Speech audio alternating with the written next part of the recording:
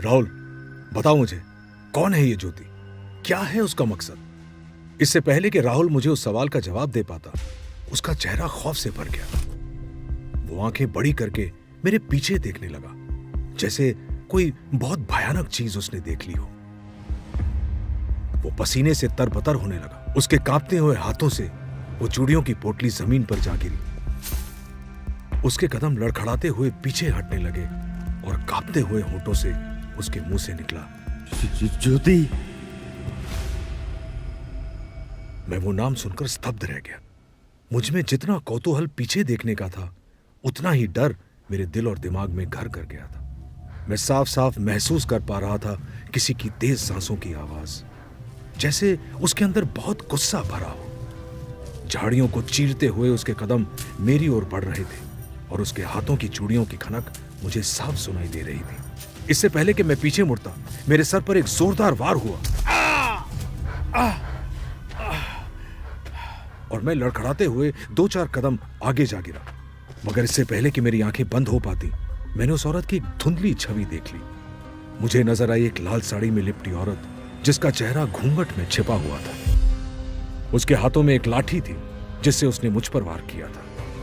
तब मेरी हालत इतनी कमजोर थी कि बस एक और वार और मेरे प्राण वहीं छूट जाते। देखते ही देखते मेरी आंखें बंद हो गई।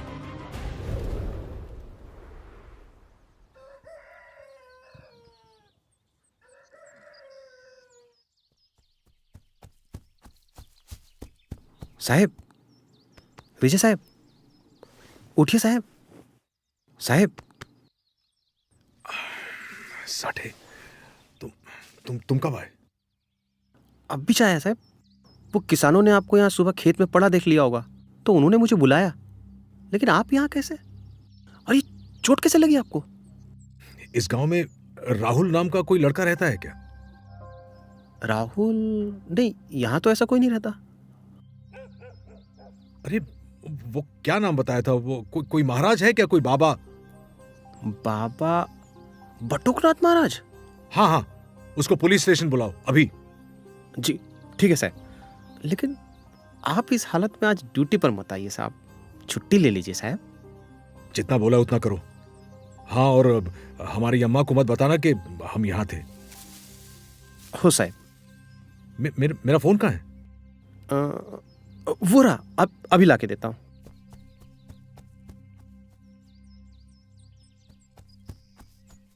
ये लीजिए साहब। लगता है आपकी वाइफ का मिस कॉल आया इस पर। बेचारी परेशान हो रही होगी ना। दिखाओ। ओह, साठे, ये नंबर फोरेंसिक टीम की डॉक्टर प्रेरणा का है। मेरी वाइफ का नाम प्रेरणा नहीं है। ओह अच्छा, वो मोबाइल स्क्रीन पे लड़की का नाम देखा ना, तो लगा मेरे को। अच्छा चलिए, आप उठिए, डॉक्टर के पास चलना है। उस दिन मैंने अम्मा को फोन करके बताया कि मैं किसी केस के सिलसिले में बाहर गया था। लेकिन आखिर वो मां भी तो एक पुलिस अफसर की है। झूठ पकड़ना उसे बखूबी आता है। मेरे पुलिस स्टेशन पहुंचने से पहले ही वो सुबह का नाश्ता लिए थाने पर पहुंच गई थी। मेरे और मेरे सह पुलिस कर्मचारियों के लिए चाय बनाई और मुझे नाश्ता खिलाकर दोपहर तक घर के लिए रवाना हो गई। लेकिन जाते जाते वो मेरे टेबल के ड्रॉअर में हनुमान जी की एक तस्वीर रख कर गई। उन्हें पता था कि मुझ पर मुश्किलें मंडरा रही थी और मैं भगवान में विश्वास नहीं करता था। इसीलिए बिना पूछे वो तस्वीर रख दी। उनकी तसल्ली के लिए मैंने भी वो तस्वीर वहीं रहने दी और फिर बटुकनाथ के आने का इंतजार करने लगा।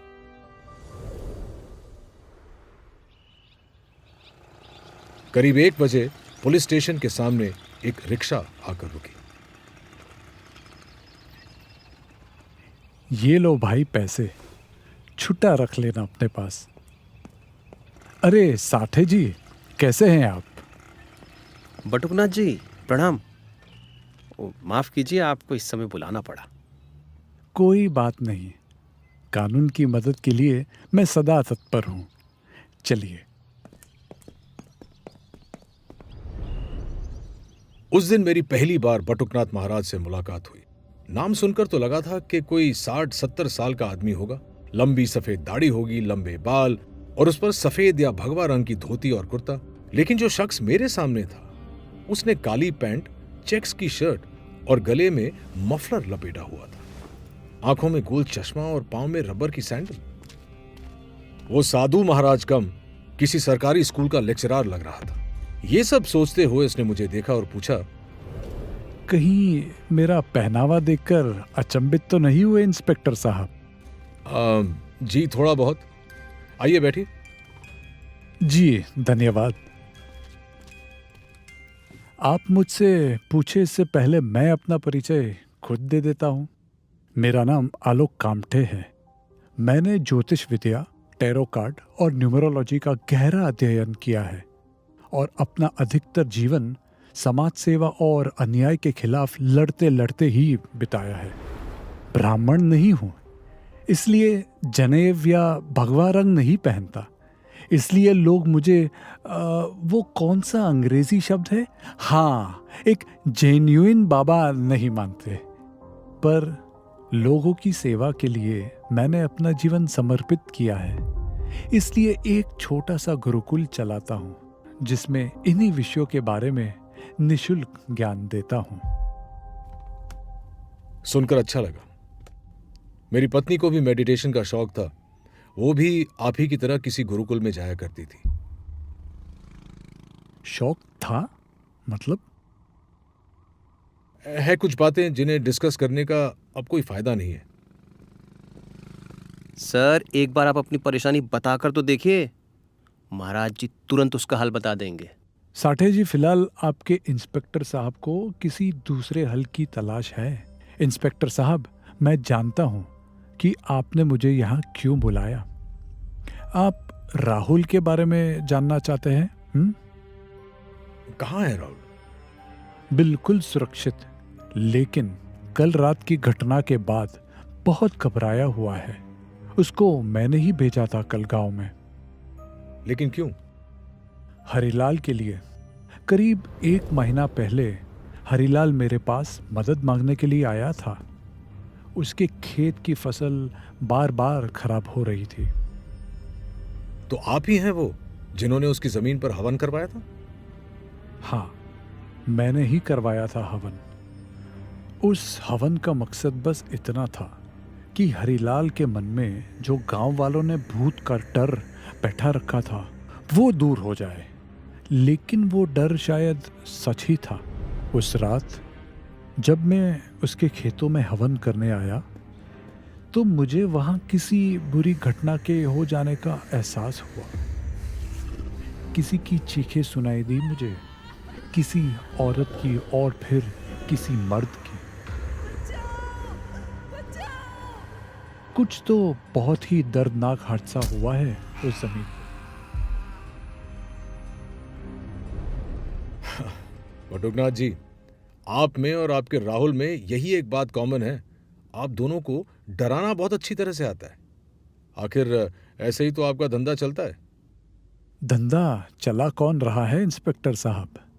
मैंने कहा ना, ये मदद हम निशुल्क करते हैं। क्या आपको हरीलाल ने बताया कि मैंने उसकी जमीन पर भूत होने का दावा किया है? नहीं। जो एहसास मुझे हुआ वो मैंने अपने और राहुल के सिवाय आज तक किसी को नहीं बताया।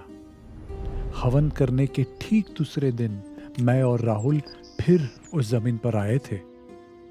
हरीलाल के झोपड़े की लाइट जहां तक पड़ती थी उसी किनारे पर हमने वो चूड़ियों से भरी पोटली छिपाई थी।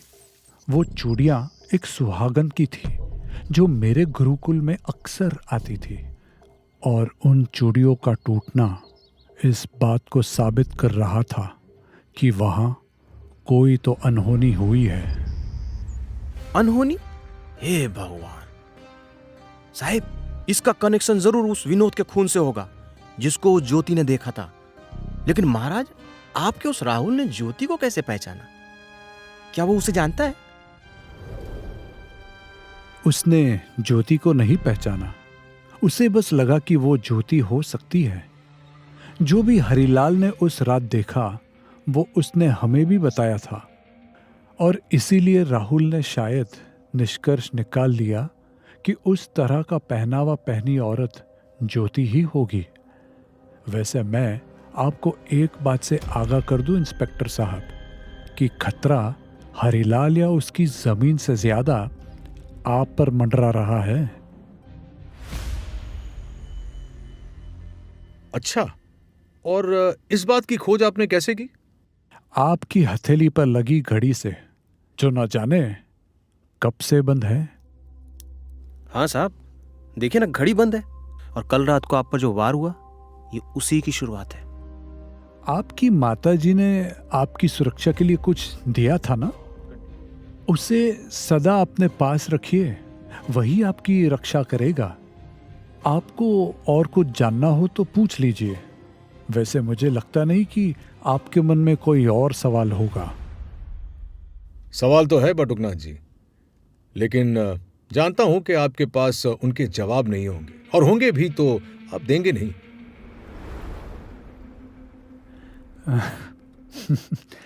आज्ञा दीजिए इंस्पेक्टर साहब, हम चलते हैं।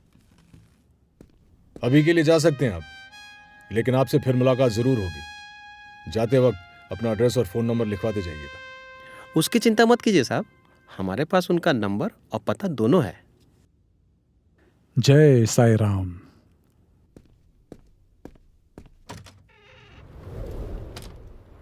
बटुकनाथ तो वहां से चला गया, लेकिन मुझे एक बड़ी परेशानी में फंसा गया। आखिर कैसा खतरा मंडरा रहा था मुझ पर, और कल वो औरत कौन थी जिसने मुझ पर वार किया? क्या वो ज्योति ही थी? लेकिन मुझसे उसकी क्या दुश्मनी हो सकती है? और इन सवालों के बीच जो सवाल मुझे सबसे ज्यादा खाए जा रहा था, वो ये था कि जब 2 साल पहले विनोद की लाश को गाड़ा गया था, फिर मेरे यहां आते ही ज्योति ने इस सब का खुलासा क्यों किया? मुझे लगने लगा था कि यह सब सिर्फ मेरे लिए हो रहा है, इसीलिए मैं जल्द से जल्द इस केस को खत्म करना चाहता। बटुकनाथ के जाते ही मैंने विनोद पे अपनी इन्वेस्टिगेशन फोकस कर दी। साठे, पिछले 2 से 3 सालों में जितनी मिसिंग पर्सन कंप्लेंट्स फाइल हुई हैं, उनकी रिपोर्ट निकालो और ढूंढो कि कोई विनोद नाम की कंप्लेंट मिली है क्या। हो साहब। पाटिल, वो स्टोर रूम से पुरानी केसेस की फाइल निकालना। हमारा मुंह क्या देख रहे हो, जाओ लाओ। अरे याद आया। क्या याद आया? वो एक्चुअली साहब साठे, क्या याद आया?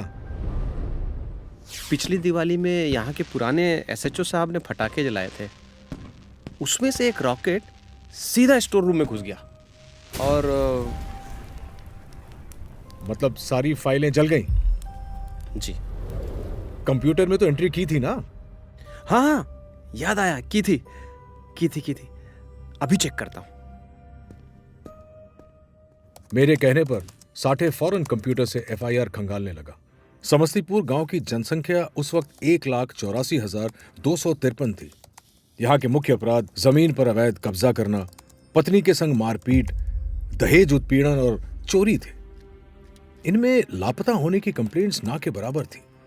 महाराष्ट्र पुलिस में सारे एफआईआर्स की रिपोर्ट citizen.mahapolice.gov.in इस वेबसाइट पर अपलोड की जाती है, लेकिन इसकी सक्षमता उस पुलिस कर्मचारी पर निर्भर करती है जो इस पे सही ढंग से रिपोर्ट अपलोड करता है। उस समय यह ऑनलाइन सिस्टम नया था, इसीलिए कुछ रिपोर्ट्स सही तरह से अपलोड नहीं हुई थी और कभी-कभी तो पूरी तरह से छूट भी जाती थी। विनोद का केस भी दुर्भाग्यपूर्ण उन्हीं में से एक था जो दर्ज नहीं हो पाया था, या फिर यह कहें कि जानबूझकर वहां से हटाया गया था। रिपोर्ट तलाश करते करते शाम हो गई और तेज बारिश भी शुरू हो गई थी।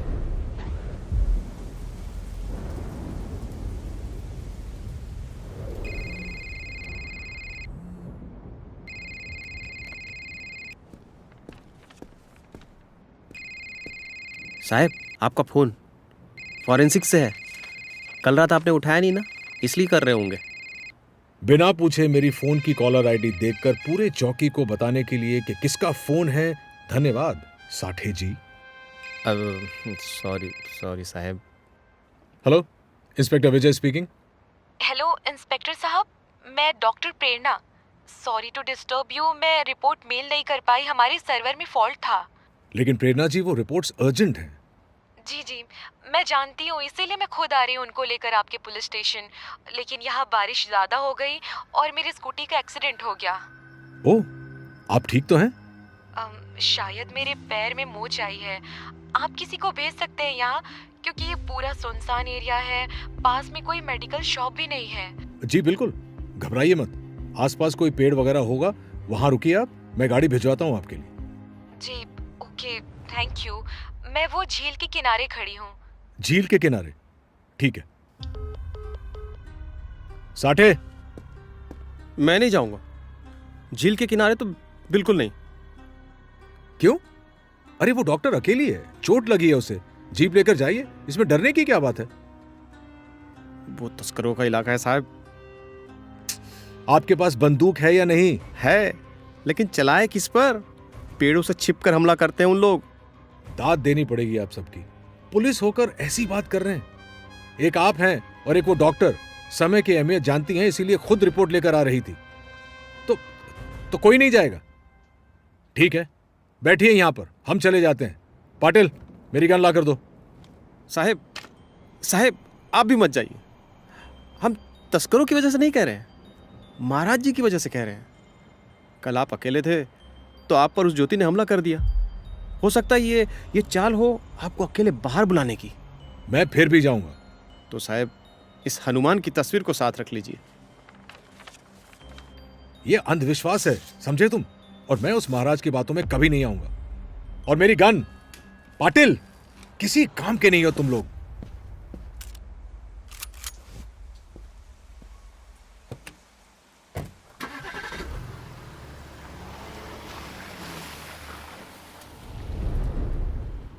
साठे की दी गई चेतावनी को नजरअंदाज करके मैं निकल तो पड़ा, पर जल्द ही मुझे उसका पछतावा होने वाला था। कुछ दूर आने पर मुझे सड़क के किनारे एक स्कूटी खड़ी नजर आई। उस स्कूटी की हेडलाइट टूटी हुई थी, तो जाहिर था कि वो प्रेरणा की ही होगी। मैंने जीप वहीं पार्क की, अपना छाता खोल लिया और बाहर उतरकर प्रेरणा को ढूंढने लगा। तभी मेरे कानों पर एक मीठी सी आवाज पड़ी। इंस्पेक्टर विजय। मैंने पीछे मुड़ के देखा तो दूर पेड़ की छांव में एक 25-26 साल की लड़की खड़ी थी। उसने हल्का गुलाबी रंग का चूड़ीदार पहना था, जो बारिश में पूरी तरह से भीग चुका था, और ढलते सूरज की मध्यम रोशनी में उसका रंग किसी दमकते सफेद गुलाब की तरह खिल रहा था। उसका वो चंचल रूप देखकर मैं अपने कॉलेज के दिनों में खो सा गया। इंस्पेक्टर साहब, यहाँ छांव में आ जाइए। जी आता हूं। अरे, आपके सर पर तो बहुत चोट आई है। आपको इस हालत में नहीं आना चाहिए था। नहीं, कोई खास चोट नहीं है। चलिए चलते हैं। रुकिए ना, सूरज अभी ढला नहीं है। ये जगह कितनी खूबसूरत लग रही है ना, और मुझे तो ये वेदर बहुत अच्छा लगता है। थोड़ी देर रुककर चलते हैं, 10-15 मिनट में। आप शायद नहीं जानती डॉक्टर, ये इलाका तस्करों का है, यहाँ रुकना सेफ नहीं है। तस्करी इंसानों की थोड़ी होती है। अब देखिए, बारिश भी रुक गई। अब तो रुक जाइए। वो देखिए, वहाँ कितने सुंदर फूल खिले हैं। आइए ना, वहीं चल के बात करते हैं। अरे, आपके पैर में तो मोच आई थी। ठीक हो गई अब क्या बताऊं, प्रेरणा का वो हंसमुख मिजाज देखकर मैं उसे मना नहीं कर पाया। हरिलाल के केस में उलझे मेरे मन को प्रेरणा से मिलकर थोड़ी राहत मिली, लेकिन वो केस मेरा इतना आसानी से पीछा नहीं छोड़ने वाला था। कुछ देर यहां वहां की बातें करने के बाद प्रेरणा ने मुझे पोस्टमार्टम की वो बात बताई जो बहुत ही अजीब थी। इंस्पेक्टर साहब, हमें ये तो पता चल गया कि वो कंकाल 2 साल पुराना था, लेकिन वो कंकाल उस जगह का नहीं था। उसे कहीं और से निकालकर उस जगह गाड़ा गया था। क्या? लेकिन ये बात इतने विश्वास से आप कैसे कह सकती हैं? उस कंकाल पर एक नहीं 2 अलग अलग मिट्टियों के निशान थे। पहले वाली जो पुरानी मिट्टी है वो किसी खेत की काली मिट्टी है, क्योंकि उसमें उर्वरा के अंश मौजूद हैं, जबकि दूसरी मिट्टी जो पहले वाली से ताज़ी है उसमें मुरम लाल मिट्टी के अंश मिले हैं, जो अमूमन रास्तों पर होती है। ऐसा लगता है उसे कहीं और से निकालकर वहां कुछ ही घंटे पहले डंप किया गया है, जैसे लगभग 5 या 6 घंटे पहले। ये कैसे पॉसिबल? उस औरत ने हरिलाल को रात के तकरीबन 11 या 12 बजे उस जगह के बारे में बताया और आपका कहना है कि उसे वहां सुबह करीबन 5 बजे दफनाया गया। I am pretty sure about this inspector. और सिर्फ इतनी ही अजीब बात नहीं है, सबसे अजीब बात तो ये है कि उस आदमी का वो पहला नहीं बल्कि दूसरा खून है। उसका खून 2 बार किया गया है इंस्पेक्टर। फोरेंसिक टीम की इस नई पुष्टि ने इस केस को एक नया और बहुत ही अजीब मोड़ दे दिया। आखिर एक इंसान का 2 बार खून कैसे हो सकता है? अब मैं इस उलझन की तह तक किसी भी हालत में पहुंचना चाहता था। इस दौरान मैं बटुकनाथ और राहुल की दी हुई चेतावनी पूरी तरह से भूल चुका था और इस बात से पूरी तरह अनजान था कि खतरा मेरे एक कदम और नजदीक आ चुका था।